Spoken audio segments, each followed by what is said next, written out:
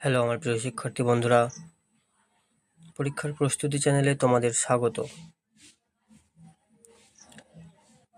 আজকের আমাদের বিষয় ভারতের ইতিহাস পার্ট 2।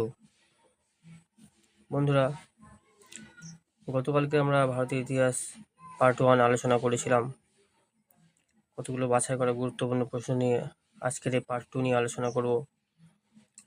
তো তোমাদের যে সমস্ত আপকামিং পরীক্ষাগুলো আছে, যেমন WBCS,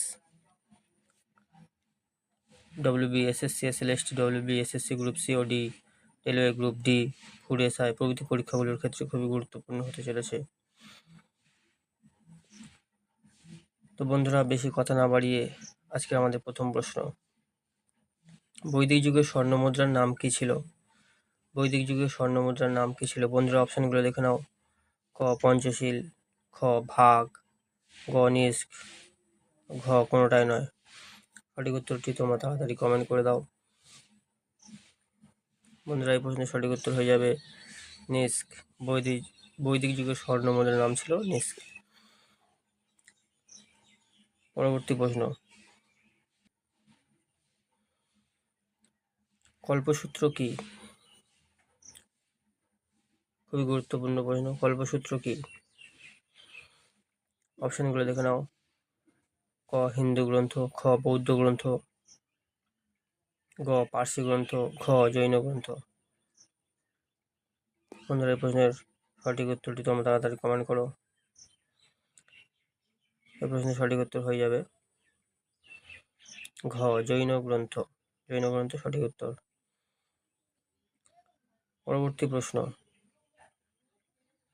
তবে তার আগে যে সমস্ত বন্ধুরা আজ আমার চ্যানেলে প্রথম এসেছো তাদেরকে বলবো চ্যানেলটিকে সাবস্ক্রাইব করে তাড়াতাড়ি বেল আইকনটিকে প্রেস করে অল করে রাখবে। আগামী দিনে এরকম শিক্ষামূলক ভিডিও সবার আগে তোমার কাছে পৌঁছে যাবে। ফেসবুক থেকে যে সমস্ত বন্ধুরা আমার ভিডিও দেখছো, চ্যানেলটিকে একটি লাইক করে ফলো করে দিও আর বন্ধুদের সঙ্গে শেয়ার করে দিও। 3 নম্বর প্রশ্ন, জৈন ধর্মের সৎ বিশ্বাস, সৎ আচরণ, সৎ জ্ঞান এই তিনটিকে একত্রে কি বলা হতো? খুবই গুরুত্বপূর্ণ প্রশ্ন। জৈন ধর্মের সৎ বিশ্বাস, সৎ আচরণ, সৎ জ্ঞান তিনটিকে একত্রে কি বলা হতো? বন্ধুরা, এই প্রশ্নের সঠিক উত্তর হয়ে যাবে ত্রিরত্ন। জৈন ধর্মের সৎ বিশ্বাস, সৎ জ্ঞান, সৎ আচরণকে ত্রিরত্ন বলা হতো।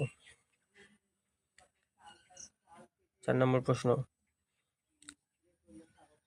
দ্বিতীয় বৌদ্ধ সম্মেলন কোথায় হয়েছিল? অপশনগুলো দেখে নাও। ক বৈশালী, খ সারনাথ, গ অবন্তী, ঘ পাটলিপুত্র। সঠিক উত্তর